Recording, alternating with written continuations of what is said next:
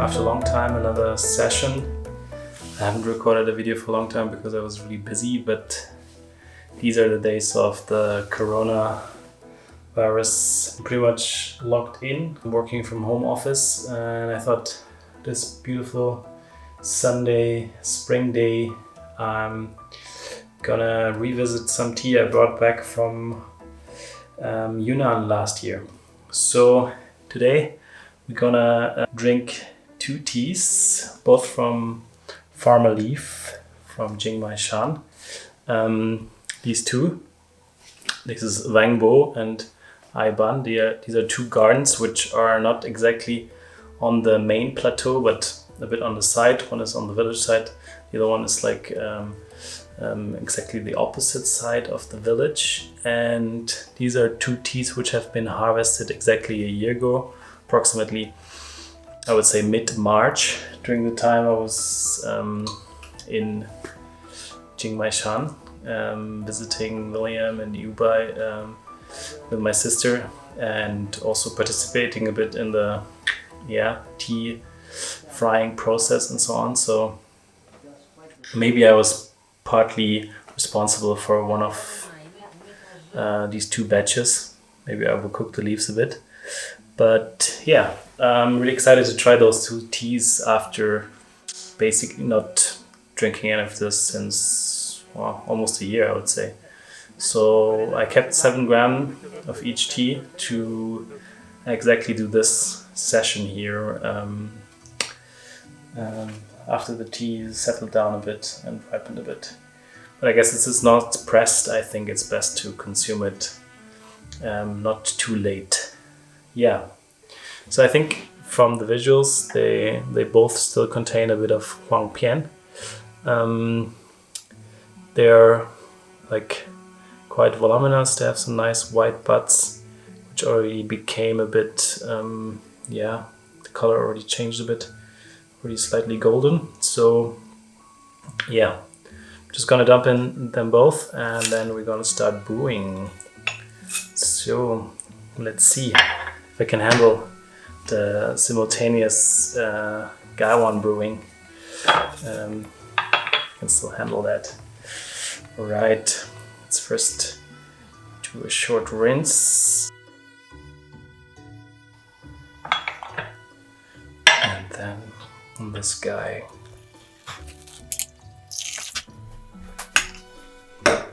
So I rinsed both teas. This has a very sweet smell, this one. Ban. Weng Bo is still a bit less fragrant for now, but let's see what happens in the first infusion. Yeah, I mean, the coronavirus crisis probably affects all of you right now. I hope everyone is doing good and first of all healthy and also able to cope with this situation of being probably partially locked in at home. But I guess most tea drinkers are kind of like used to entertain themselves, and they are able to drink a lot of tea alone, or at least with their family. It's also a great time to actually try out tea live sessions or tea sessions with friends via any kind of video chatting tool. So yeah, I already had a session last Sunday with friends, and it was really really nice. I mean, we didn't drink the same teas, but still was really, everybody talked a bit about the teas they're drinking. There was some general chatting, but I think this tea thing is still much better than having a joint dinner via chat. I think drinking tea is great. So I'm gonna start with Ban. I would say the color is also a bit paler in general.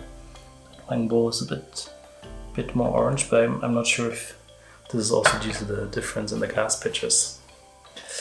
Whenever I try pu'er, I also like to try it in big cups, especially if I drink on my own, because yeah, I think it's pu'er, it's so much about the mouthfeel and the texture, so you have to take in a lot and gulp down like bigger chunks of liquid. Whereas like if you have like very, very fragrant oolongs, sometimes it's enough if you drink a very small cup. But a lot of pu'er, I feel, this big cup is way better.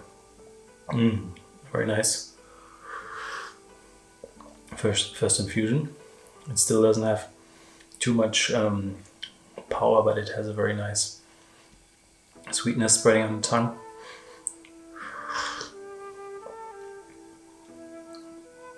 It's also, going already here to the back of my mouth, and still has some floral aromas.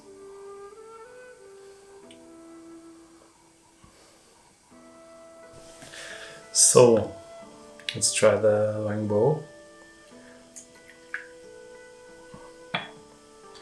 This is actually the garden which is closer to the village, so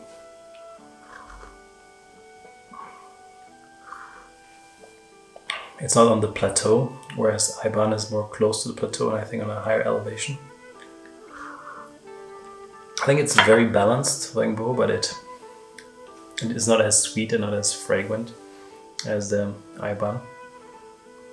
Because also when I smell them, I feel this one has more like a vegetal, floral punchiness, whereas this is more overall a bit deeper, a bit more, maybe a bit darker even. So in that sense, I think that maybe the color is really a bit darker here. Maybe the cooking is a bit darker, so it's more about texture and body.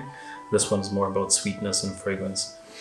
I mean, this would be in line with William's theory that the plateau, Jingmai Daping plateau, is produces so good tea because of the temperature difference on top, whereas on the slope it's probably rather warm, whereas on the plateau even the mornings are really cold. I drove once up with a scooter up there in the really early morning because I wanted to fly the drone, and I realized how this, like, as soon as I reached this kind of inflection point or the top, that it's really cold air came towards me. So I felt like that there's really must be a steep temperature change when you get onto the plateau. So let's try the second infusion. Let's see if there is any big differences now. Yeah, I think I'm not really into similar brewing, 2-gallon brewing. Let's just do it like that, especially because of the heavy kettle.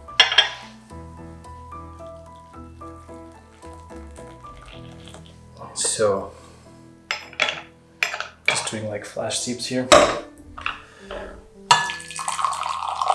And yeah, it still seems to be a bit lighter. I think in general the color is really very nice now for 1 year, for age of 1 year. It's not this like really bright liquid anymore. It has like really some ripeness. So let's try to start with Iban.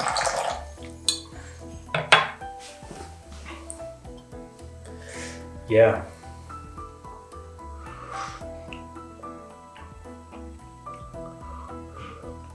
Definitely has more punch than in the first infusion. It's getting there. It's a bit less sweet now even, but I feel it still has this fragrance.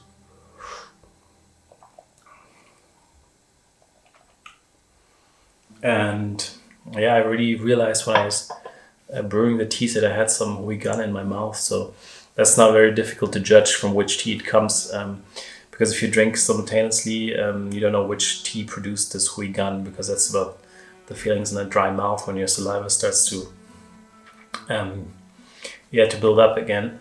You get this like recurring sweetness, and that can be attributed to both of the teas. Probably both of them have Hui Gan, but I cannot judge now which one has more or less, because that's like accumulating in your mouth. even though it was very sweet in the first infusion. Now the second one, there's already some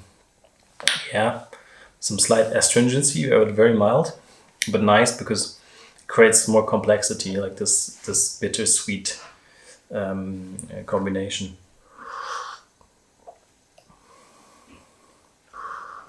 Oh, yeah, that's a strong fragrance, huh?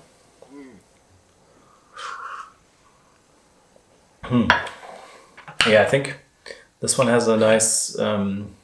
Now it has more punchiness. It's got way stronger. So I think this tea really came down to its full capacity. Let's try the Weng Bo and see if it changed from the first infusion. I already felt the first infusion was very balanced, very good body, very strong mouthfeel, but there was not so much sweetness, nor astringency actually. And there was not as much fragrance as in this tea.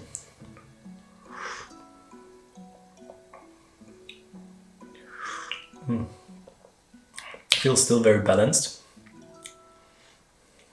Nice sweet aftertaste, not so bitter.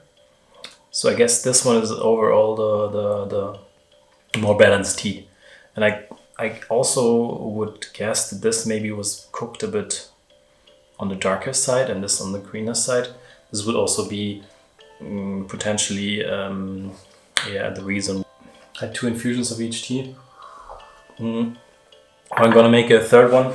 I'm just gonna talk a bit about the general experience on Jingmai Shan. I would say it's one of my absolute favorite places in Yunnan, and despite being actually kind of a destination also for domestic tourists, it's done very beautifully, and I was luckily there before the big rush started because it was very early in the season, and so these teas are also picked very early in the season, but there were not so many tourists yet there. But the place is just very beautiful. I think it's well preserved. I think the Chinese government put some effort in letting people keep their old houses and kind of like supporting them in that, because a lot of these like famous tea mountains, they with all the tea money they got in recent years, they started to build these big glass and the concrete mansions which don't really fit into the mountain atmosphere and don't suit this whole surrounding. So in Jingmai Shan they still have nice wooden houses. There's also some concrete, but I think it's done nicely, at least for this kind of like remote rural place. And also this road they build up is not paved, so when you enter the village premises, you actually you're driving on this kind of cobblestone road, which is not like this kind of cobblestone road you would think of in Europe, but it looks more like an ancient road. It's obviously it's made new, but it looks a bit like some old Roman trade road, like Via Appia or something. And that's how at least I would imagine that. And it's really nice because this road goes actually also through the ancient tea garden on the plateau, and it's quite a nice atmosphere to see all the tea trees and bushes and so on while you're like driving on this road or like walking on this very beautiful road. Yeah, so I think the atmosphere was really nice. Also, it was just great staying with William and Yubai, because I mean it's just great to have an exchange on where you can really speak mostly English and you can talk about all different kinds of stuff. William is interested in so many different things. It's this very scientific approach, but it was interesting to just exchange on different levels and have some teas together. Also drink some teas from different areas, some oolongs and other pu'er tea. So we had some really great time in Jingmai Shan, and I want to thank William and Yubai again for their gratefulness. I'm also having some tea I got from them, the Mijun, which is more like the natural plantation tea, So it's younger trees, and that's a tea which I also think is really good for its for its price point. I think it's around $50-60 a cake, and this tea is like really solid, and I think every poor drinker who just needs a daily drink, this tea is really great. So yeah, I can just recommend trying out their teas, and also for sure visit them on Jingmai Shan, because it's a beautiful place, and it's just a great experience to meet tea makers and tea farmers. I hope I can bring out more videos soon, and I hope you enjoyed this video. I have still some teas which I brought back from my trip, and I have some live footage, some videos which I can like mix in so that I can produce some videos with the tea from the origin. So wish you a great weekend, and hope everybody's safe. So stay healthy. Bye.